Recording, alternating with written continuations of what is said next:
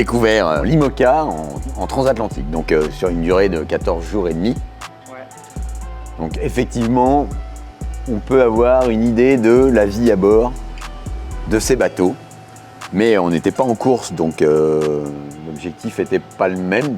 L'objectif était surtout d'amener le bateau au Brésil, en bon état. On a eu plutôt des conditions super clémentes. On va pas dire que c'était de la croisière, parce qu'on n'a pas le confort d'un bateau de croisière dans un IMOCA, mais c'était très agréable.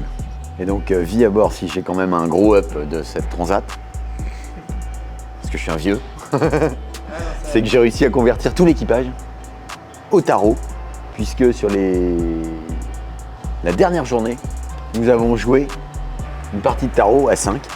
Donc il a fallu quand même expliquer à fil, en anglais, le jeu du tarot qui est bien français. On avait Philippe et Charles qui sont quand même deux personnes expérimentées. Et puis on avait Jimmy, alors grand plaisir de naviguer avec Jimmy parce que moi j'ai déjà travaillé avec lui auparavant. Il avait qu'une envie, c'était de naviguer sur ce bateau. Je pense qu'il l'a bien mérité après tout le travail qu'il a pu faire dans ce projet. Donc ça lui a fait énormément plaisir et puis en plus pour assumer son rôle de boat captain, finalement il a découvert plein de choses dans le fonctionnement du bateau. Et ensuite Clovis, quelle opportunité pour lui, stagiaire dans notre équipe, il embarque sur un projet de tour du monde, super rencontre en plus, un jeune dynamique, costaud et qui a qu'une envie, c'est finalement d'apprendre et de continuer. Voilà, il a la tête bien faite, il est ingénieur. Il n'a jamais vraiment fait de bateau, il navigue sur un IMOCA, un des bateaux les plus beaux du monde. Et en plus de ça, on lui propose de faire une transatlantique, c'est quand même fabuleux pour lui. Non, moi ça a été une belle découverte du bateau, ça moi c'est le point positif. Enfin, une découverte, c'était de vraiment le voir en fonctionnement, de comprendre comment marchent les systèmes à bord, vraiment même les sensations sur le bateau, quoi. C'était vraiment bien, et puis ouais, de découvrir individuellement les gens. Le fait d'avoir 3 heures de quart avec quelqu'un, effectivement, t'es de veille. Donc, Et ils étaient super pédagogues pour le coup avec moi, parce que moi, j'avais pas d'expérience de bateau, contrairement à Jim. Et ils étaient super pédagogues pour, à chaque fois, même aussi bien pour les manœuvres, beaucoup plus avec Seb, parce que Seb était quand même souvent là pour les manœuvres. Et Phil, à chaque fois, on parlait bateau, théorie. Non, c'était cool, on parlait plein de trucs avec Phil.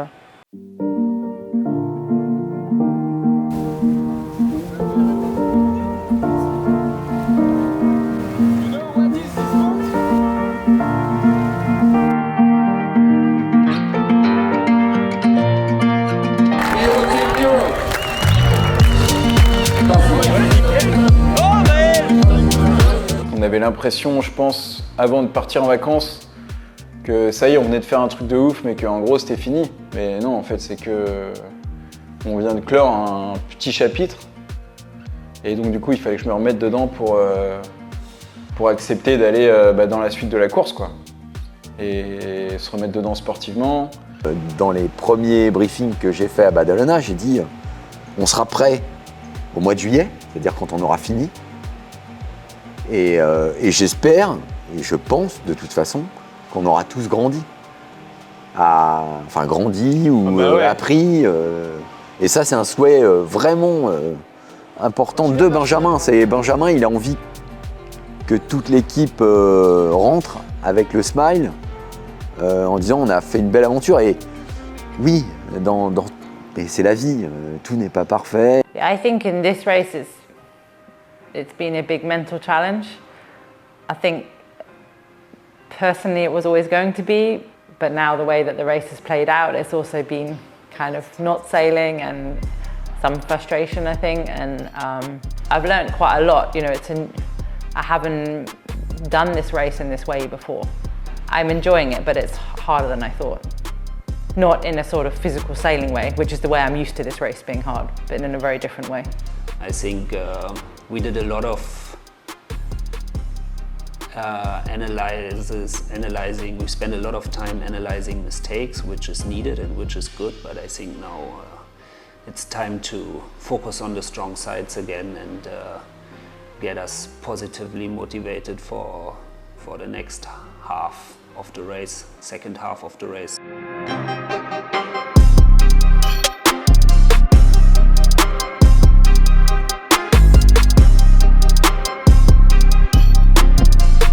there's an advantage to come from this. This is our biggest advantage, that we have had more time than the others on the land, and we also haven't been through the Southern Ocean. I think since the beginning of this race, particularly for our team, it's been a rush, I think, for all the teams, but to have everything prepared, and we often haven't had time to really focus on the performance details, only just enough to get the boat working and sailing. So it's great that the shore crew have had time now to fair the foils and make sure that the boat's really ready for racing and to go to the next level. En gros, nos appendices, elles commencent à être un peu cabossées, elles ont fait des milles, on a réparé, remis en état, mais sans aller dans un sujet de performance. Et là, je suis revenu de vacances, je vois que les appendices, elles sont... J'aime bien partir sans avoir d'excuses possibles, tu vois. Au moins, il n'y a pas de « Ah oui, mais mon foie, il était pas nickel. Ouais, là, j'ai vu, il y a une petite boursouflure. » Là, ton foie, il est nickel, hein, donc si tu gagnes pas, c'est ta faute. Hein. Okay, let's try this. I wish I had eyes in the back of my head. I've been working on my pride, but the rest of me cares. Every time I feel alive, it be loving the air. You my sinner, don't fold like it's Vanity Fair. Every time that I be down, then I be running to you. It's ironic that I'm scared, but I'm calling you boo. Please don't ghost me, love me, hug me, hold me. See me, grow me, I see whole thing bragging. Tout ce petit équipage a un peu une revanche à prendre. Je pense que pendant les 4 premiers jours de course, ça se passait quand même super bien. On était plutôt à l'aise, les carses fonctionnaient bien, etc. On a déterminé que pour les performances, c'était quand même important d'avoir Seb à bord. Et donc de savoir comment on organisait l'équipage pour ça. On a décidé aussi de continuer avec Annie, dans le sens où Annie elle avait quand même plus d'expérience à bord maintenant et qu'il allait rester moins d'étapes. Donc ce serait bien qu'elle reste avec nous. Je pense effectivement qu'on a un équipage ici qui commence à être expérimenté, qui est solide. Et puis ça me fait plaisir aussi que Benjamin finalement se sente en confiance en naviguant avec moi et puis refasse appel à moi pour naviguer sur cette étape. Donc évidemment je le fais avec plaisir. Ce ne sera pas un petit morceau, hein, ce sera entre 16 et 18 jours pour rallier Itajaí à Newport. I think a very good combination. At least the feeling in the first 3-4 days of the last leg was very good. And, I think this leg is quite a tricky one. At the beginning, I wasn't actually going to do this leg because I was going to be resting from leg 3. And I know that it's quite of a speed leg. It's not normally so much about different tactical options. So it's going to be a lot of focus on trying to get our boat going as fast as possible. There's a whole area where there's a lot of seaweed to deal with, which sounds stupid, but I mean, it's a lot. And it's pretty annoying to work out how to get rid of it and how slow to go before you start getting rid of it. So I remember that part of this leg. And then later on, when you go through the Gulf Stream, that's pretty cool, and that's quite tactical. But that whole area going through and then coming back out the Gulf Stream is quite fun. C'est une leg où on démarre dans les tropiques déjà, donc avec des vents qui sont un petit peu plus au nord d'ici, très stables, des vents d'alizé, donc des vents de sud-est. Ensuite c'est un poteau noir qui est peu agressif finalement, parce qu'on le traverse très ouest. J'ai déjà eu l'occasion de le traverser à cet endroit-là et on le voit presque pas passer. Il y a quelques petits grains qui peuvent perturber un peu la situation, mais c'est assez facile. Ensuite, on retrouve encore une situation d'alizé. On est toujours dans les tropiques. Et puis ensuite, on se retrouve au nord de l'arc antillais où là, on commence à avoir des phénomènes un peu changeants, mais finalement, on est déjà aux 2 tiers de la course. Mis à part le dernier tiers de la course qui reste assez incertain, on sait à quoi s'attendre sur le reste. C'est des conditions qui sont assez stables, dans des vents relativement médiums. Donc ça ne devrait pas être très compliqué. Ça va être plutôt une course de vitesse où il va falloir être vraiment sur les réglages et essayer d'optimiser la marche du bateau. But yeah, this leg, I remember it was a lot about speed. It was a lot of reaching.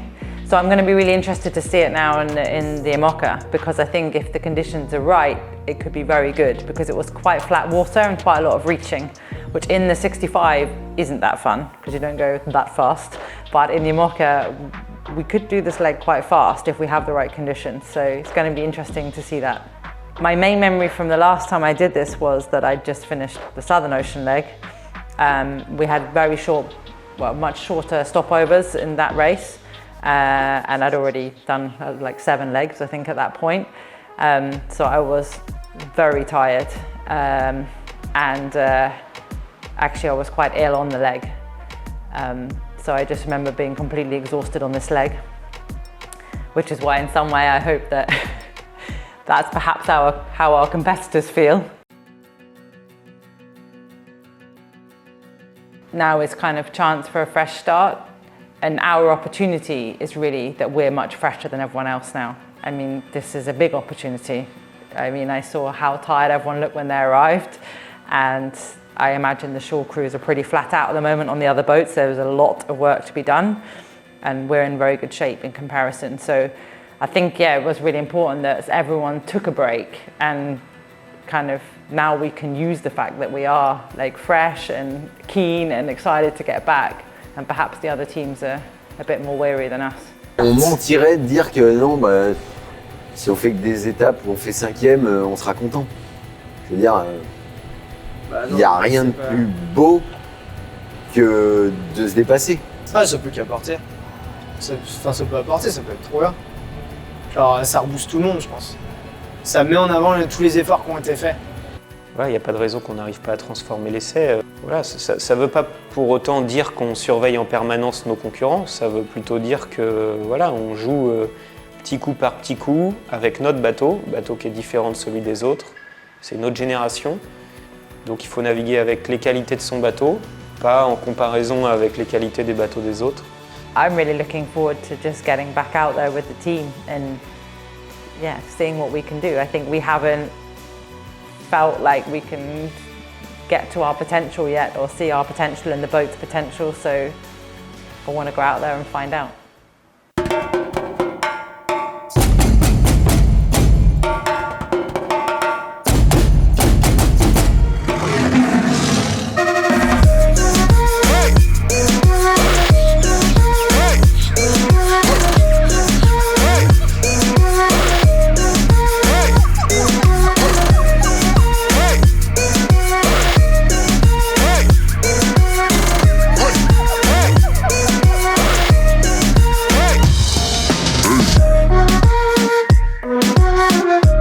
Ouais, j'aimerais bien lancer un appel au public.